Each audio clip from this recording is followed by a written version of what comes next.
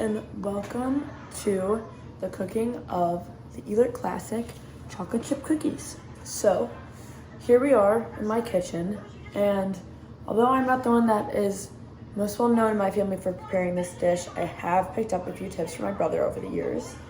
And so I have all the ingredients he uses. I have friends playing in the background because that was always required.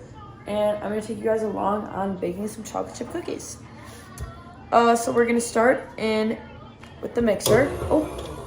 And we're using the recipe off the Nestle Toll House chocolate chips. And fun fact, this is actually where the recipe for chocolate chip cookies originated. So first, we're gonna be doing the ingredients that go into the mixing bowl. So here I have some softened butter. So I'm gonna shove that in there. And then next, my favorite thing to prepare, and it's kind of silly, but I really enjoy scooping the sugars for whatever reason. I've always found it very satisfying. So we're gonna be going in with, and by the way, for the butter, we use 1 cup, and right now we're using 3/4 sugar. And this is the granulated sugar. So that's 1, that's 2, and that is 3. This is my favorite one to scoop. It's the brown sugar because it's consistency. I remember I'd always ask my brother if this was the one thing I could help out with for the cookies. Because it's just so, like, it falls out all together. And so I like how when you look in the mixing bowl, you see like the little, I don't even know what you would call it. It reminds me of like when you make sandcastles as a kid. And I always make sure to pack down the brown sugar to make sure I'm getting enough. Just the way, oh my gosh, it's so satisfying. Reminds me of those like Instagram reels. But chocolate chip cookies became a tradition in my house after I tried to cook them. And I mistook is the correct tense, sugar for salt. And so I'm sure, as you can imagine, it was not very good. Mixing bowl, butter, sugar.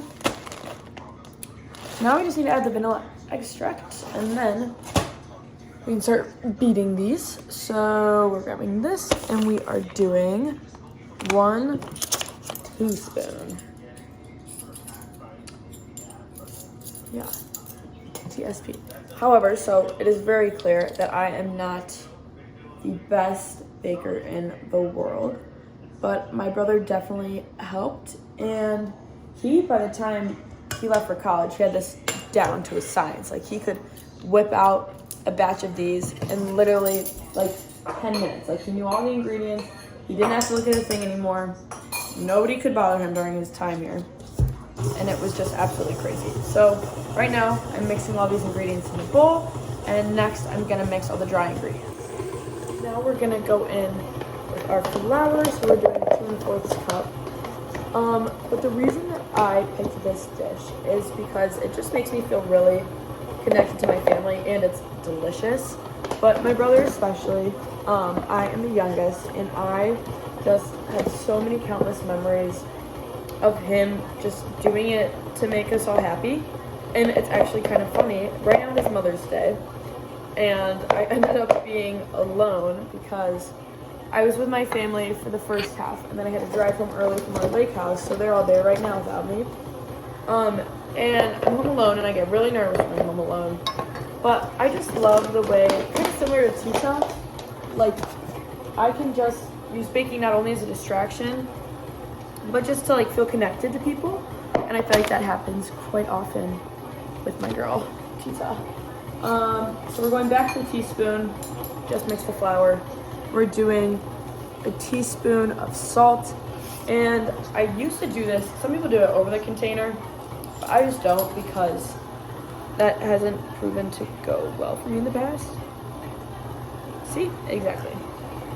So I'm gonna scrape off. But I don't know, something about salt and me just don't get along. Going in with the baking soda. I've also forgotten this before. Cookies gonna rise. whole disaster. So next I'm going to throw this in the mixer slowly. So let's do that. And this part always scares me because I feel like I'm not like gonna get it all in there. And you gotta do it slowly, which I have learned recently, in order to get a better consistency. Because I used to just dump it all in there at once, which would just be very hectic, as you can imagine. Just gonna keep going.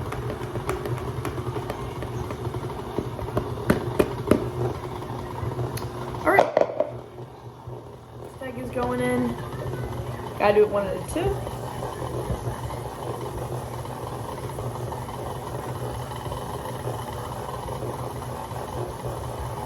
We're looking good so far. Here's what we are currently working with. My favorite part is adding in the chocolate chips because I think that is what's actually fun about it. And the recipe calls for 2 cups. Yeah, recipe calls for 2 cups. And that is just not my thing. You know, I'm not a big over chocolate chipper. So I usually start with about 1 cup. Because I just think that it is very much so possible to overdo it on the chips. And you can always add more, but you can't take them out once you put them in there. So I start slow. Alright, so I just grease this pan. Here's our cookie dough. And I'm using this tablespoon thing to scoop them and plop them out. So yeah.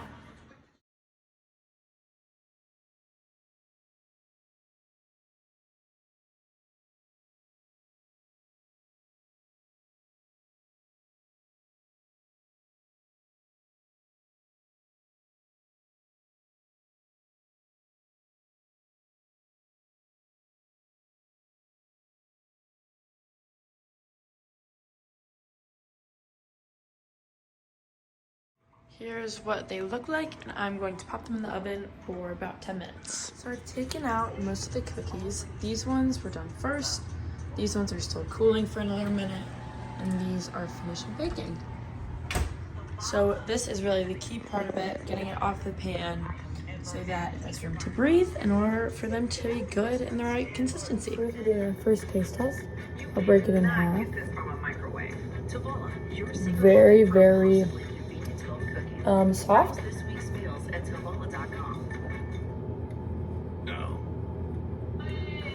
I think these might be my best yet. And I'm not just saying that for a video.